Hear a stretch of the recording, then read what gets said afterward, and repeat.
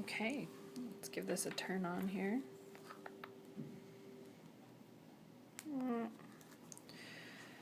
Okay, so this is the harness for the dog. There's the wires that attach the leash to the main point with hook and eyes, so that we had some metal to go to here, since this right here is metal but it doesn't conduct, as we found out. There is wire that goes up the leash, starts right there. We did a little cover for it because didn't want it to look terrible. So here's our patches. Here's our front patch and our back patch. I did a couple different sewing techniques for this. This is by hand with conductive thread, and this is conductive material.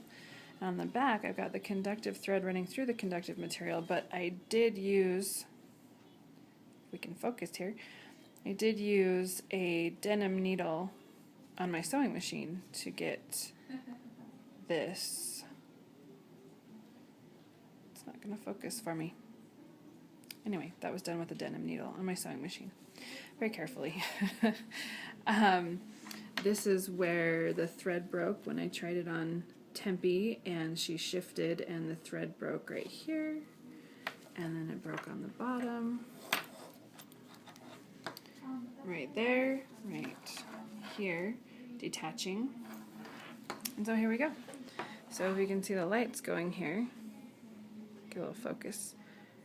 So when you're doing nothing, the lights will go from left to right. When you start squeezing on the patches, the lights are going to do different things. They go from the outside to the inside. Squeeze a little harder, see what we can get. There we go. We're going to go back and forth. We'll squeeze harder, see if we can get the...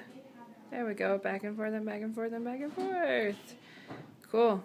We're happy it's done. Tempe doesn't really like it because she doesn't like harnesses, but we like it. It's lots of fun, although it was quite difficult. And I stitched this weird little flower on there, and we've got a cover for the battery under here, so it's more comfortable for Tempe.